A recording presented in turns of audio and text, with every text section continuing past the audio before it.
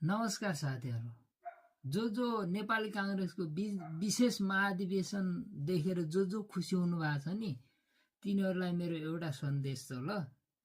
जो डडेलधुरावासी विशेष गरी डडेलधुरा र सुदूरपश्चिमवासीहरू देउवालाई गाली गर्दै हुनुहुन्छ नि, युट्युबमा, फेसबुकमा, इन्स्टाग्राममा, टिकटकमा तपाईहरु गाली गर्दै हुनुहुन्छ नि, त्यो जमाना सम्झिनुहोस् न, सम्झिनुहोस् त।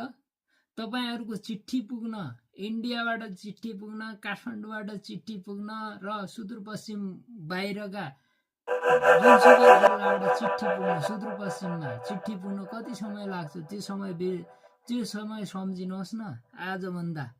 त्यहाँबाट आएको शेरबहादुर हो के? शेरबहादुरलाई कसैले बनाइदिएको होइन, बुझ्नुभयो कि नै? हो, कमी कमजोरी होला। सुदूर डडेलधुराको हकमा गाली गर्नुहुन्छ भने कणमल्ललाई गाली गर्नुहोस्, सरस्वती खड्कालाई गाली गर्नुहोस्, बुझ्नुभयो कि? रघुवीर भट्टलाई गाली गर्नुहोस्, भीमसाउदलाई गाली गर्नुहोस्, तर शेरबहादुरलाई गाली नगर्नुहोस् के? बुझ्नुभयो कि नै? शेरबहादुर भनेको शेरबहादुर हो के? शेरबहादुरलाई बनाउन कोही अगाडि थिएन के?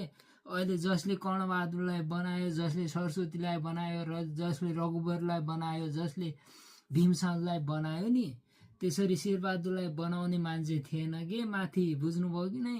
शेरबहादुर त्यति अब्बल मान्छे हो के? अब्बल मान्छे।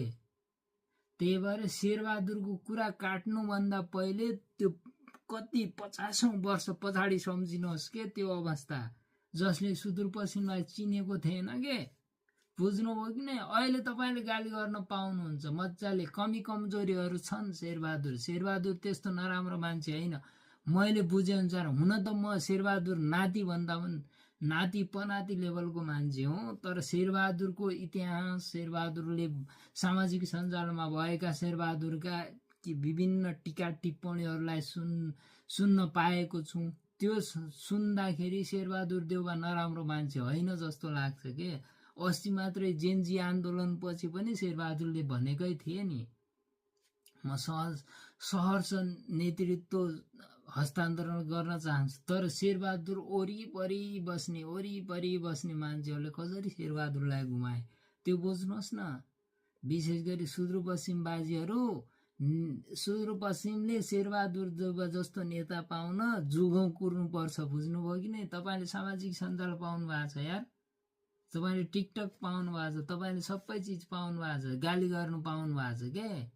त्यो अवस्था सम्झिनुहोस् के? तपाईभन्दा 60-70 वर्ष अगाडि कल्पना गर्नुहोस् न।